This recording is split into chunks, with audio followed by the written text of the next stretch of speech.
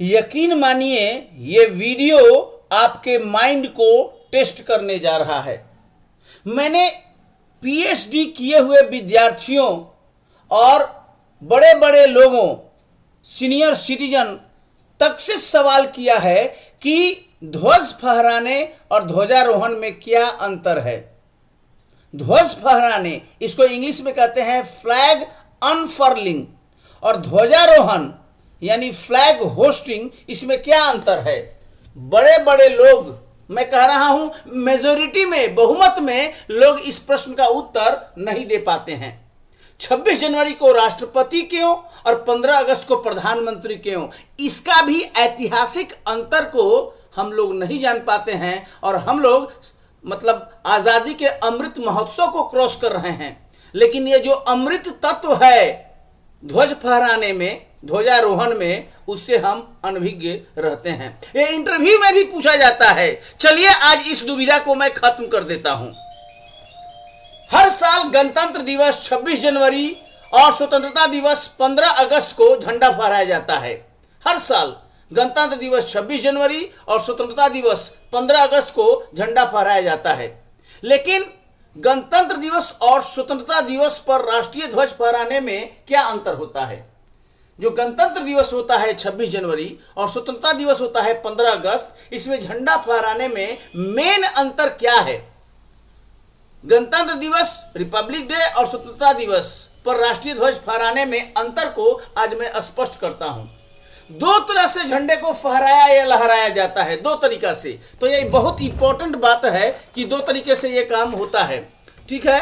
एक को ध्वजारोहण कहते हैं यानी फ्लैग होस्टिंग, और दूसरे को झंडा फहराना यानी फ्लैग अनफर्लिंग कहते हैं। ध्वजारोहण यानी फ्लैग होस्टिंग और झंडा फहराना यानी फ्लैग अनफर्लिंग, दोनों में अंतर को जान लीजिए। पहला ये जो चित्र दिख रहा है आपके सामने, ये जो चित्र दिख रहा है आपको, इसमें हो क्या रहा है। इसमें जो झंडा है, ध्वज है, तिरंगा है, उसको नीचे से ऊपर की ओर रस्सियों को खींचते हुए ले जाया जा रहा है। यानी झंडा नीचे है और धीरे धीरे रस्सी को खींचकर ऊपर की ओर ले जा रहा है। इसको बोलते हैं ध्वजारोहण यानी फ्लैग होस्टिंग। फ्लैग होस्टिंग यानी ध्वजारोहण। आप देखिए यहां पर ध्वज नीचे था, आधे से नीचे था, और इसको धीरे धीरे रस्सी को खींचकर ऊपर की ओर ले जाया गया है। यह है ध्वजारोहण। इसको इंग्लिश में कहते हैं फ्लैग होस्टिंग। अब गणतंत्र दिवस पर क्या होता है कि झंडा को नीचे से ऊपर नहीं ले जाया जाता है। झंडा पहले से ही ऊपर में बंधा हुआ रहता है और उसको केवल खोलकर हल्के झटके के साथ फहराते हैं। ध्यान दीजिए, ये गणतंत्र दिवस की बात है। अभी जो मैंने कहा कि नीचे से ऊपर ले जाया जाता है, ये स्वतंत्रता दिवस में होता है। 15 अगस्त में झंडा नीचे से ऊपर की ओर गया और इसलिए स्वतंत्रता दिवस पर ध्वजारोहण होता है। इसको फ्लैग होस्टिंग बोलते हैं। और जो गणतंत्र दिवस में क्या होता है कि झंडा नीचे से ऊपर ले जाने की जरूरत ही नहीं है, क्योंकि झंडा ऊपर में फिक्स होता है, बांधा हुआ रहता है। केवल उसको झटके से हल्का खोलकर फहराते हैं और इसको झंडा फहराना यानी फ्लैग अनफर्लिंग कहते हैं।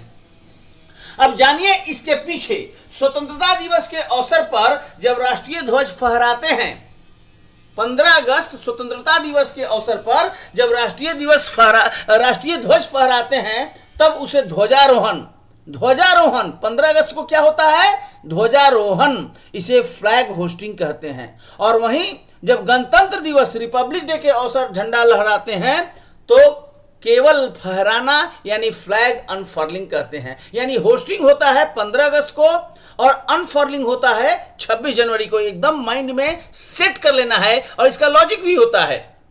स्वतंत्रता दिवस पर ध्वज जो होता है वो एक खंभे के नीचे बांधा जाता है। जो खंभा होता है उसको आप बंबू कहिए, बांस कहिए, या जो भी बनाया हुआ होता है, जो रोड होता है, उसमें नीचे बांधा होता है। और होता क्या है कि ऊपर की ओर ध्वजा ले जाया जाता है। नीचे से रस्सी नीचे खींचा जाता है और जैसे रस्सी नीचे आता है, ध्वज धीरे धीरे ऊपर की ओर जाता है, टॉप तक पहुंच जाता है और तब ध्वज को फहराया जाता है। ये क्यों ऐसा होता है? देखिए, 1947 में भारत परतंत्र था, अंग्रेजों के अधीन था। 15 अगस्त को हम स्वतंत्र हो गए, तो पहले से तो वहां ब्रिटेन का झंडा लगा हुआ है। अब ब्रिटेन का झंडा लगा हुआ है तो उसको उतारिएगा तभी ना भारत का झंडा यानी तिरंगा ऊपर जाएगा। तो एक झंडा नीचे आया और हमारा झंडा तिरंगा ऊपर गया। इसीलिए हम अपने झंडे को जो ऊपर ले जाते हैं, रस्सी को धीरे धीरे नीचे खींचते हैं और हमारा तिरंगा ऊपर जाता है। यह घटना 15 अगस्त को है, क्योंकि हम स्वतंत्र ही हुए 15 अगस्त को। इसलिए 15 अगस्त को जो है फ्लैग होस्टिंग कहते हैं। यह इंपॉर्टेंट बात है। स्वतंत्र देश के रूप में भारत के उदय और ब्रिटिश शासन के अंत को चिन्हित किया गया है। दूसरे शब्दों में राष्ट्रीय ध्वज फहराना एक नए राष्ट्र के उदय का प्रतीक है, जिसने औपनिवेशिक वर्चस्व से मुक्ति प्राप्त की है। गणतंत्र दिवस तो 26 जनवरी 1950 से शुरू हुआ। हम पहले ही स्वतंत्र हो चुके थे, तो गणतंत्र दिवस में झंडा को नीचे से ऊपर ले जाने की जरूरत है ही नहीं। वो तो 15 अगस्त 1947 को हो गया था। हमारा तिरंगा एक बार ऊपर चढ़ गया तो अब तो वो उतरेगा नहीं। हम तो स्वतंत्र हो गए, फिर तो परतंत्र हुए नहीं। इसीलिए 15 अगस्त से घटना अलग है 26 जनवरी की। 26 जनवरी गणतंत्र हुआ और केवल फहराया जाता है, दैट्स ऑल। गणतंत्र दिवस पर झंडा फहराने का मतलब है झंडा बंद रहता है, टॉप में रहता है, बिल्कुल ऊपर, बांस के टॉप में, और झंडा में फूल बांधा रहता है, बिल्कुल ऊपर में रहेगा, और वो ध्रुव पर बंधा रहता है, टॉप पर। देश के लिए गणतंत्र के रूप में अपने पंख फैलाने के लिए एक खुले युग को परिभाषित करता है। गणतंत्र दिवस में जो आप झटके से झंडा को फहराते हैं, ऊपर तो बंधा रहता ही है। इसका मतलब है एक गणतंत्र के रूप में 26 जनवरी 1950 की ऐतिहासिकता को हम लोग याद करते हैं और विश्व पटल पर एक गणतंत्र के रूप में भारत के उदय को परिभाषित करता है। गणतंत्र दिवस पर जो झंडा फहराते हैं वो बता रहा है कि भारत पहले से ही एक स्वतंत्र राष्ट्र था, है ना। 1947 में ही हम स्वतंत्र राष्ट्र बन गए और इसलिए झंडा पहले से ही ऊपर है, नीचे से ले जाने की जरूरत नहीं है। इसीलिए हर 15 अगस्त को जब होता है तो हम लोग होस्टिंग कहते हैं, मतलब झंडा नीचे से ऊपर जाता है। और हर 26 जनवरी को झंडा टॉप में रहता है, केवल हम लोग उसको फहराते हैं। अब जगह में भी अंतर है। स्वतंत्रता दिवस का कार्यक्रम कहाँ होता है? तो लाल किले पर होता है, रेड फोर्ट पर, और इस दिन प्रधानमंत्री ध्वजारोहण करते हैं यानी फ्लैग होस्टिंग करते हैं। और गणतंत्र दिवस का कार्यक्रम राजपथ पर होता है, जहां पर राष्ट्रपति झंडा फहराते हैं। ये दोनों इंपॉर्टेंट बात है। अब 15 अगस्त को प्रधानमंत्री और 26 जनवरी को राष्ट्रपति क्यों फहराते हैं? भाई इसके पीछे भी इतिहास है, उस इतिहास को भी समझना है। 1947 से 1950 तक प्रधानमंत्री राज्य के मुखिया हुआ करते थे, क्योंकि राष्ट्रपति कब शपथ लिए? राष्ट्रपति तो 1950 में शपथ लिए हैं। उसके पहले तो प्रधानमंत्री ही हेड थे भारत के। 47 से 50 तक राष्ट्रपति पहले हुआ नहीं करता था इस दौरान, इसलिए नेहरू जी स्वतंत्रता दिवस पर ध्वजारोहण करते थे। अब प्रधानमंत्री ही देश के राजनीतिक प्रमुख थे, तो यह इंपॉर्टेंट बात है। और जब 26 जनवरी 1950 को संविधान लागू हुआ, 50 में जब संविधान लागू हुआ तो राष्ट्रपति के रूप में राजेंद्र प्रसाद शपथ लिए, तब उन्होंने 1950 से पहली बार तिरंगा फहराया था। तो जो नेहरू जी शुरुआत किए थे 15 अगस्त 1947 राष्ट्रीय ध्वज फहराने का यानी कि फ्लैग होस्टिंग का, वो कंटिन्यू रहा, वो जारी रहा।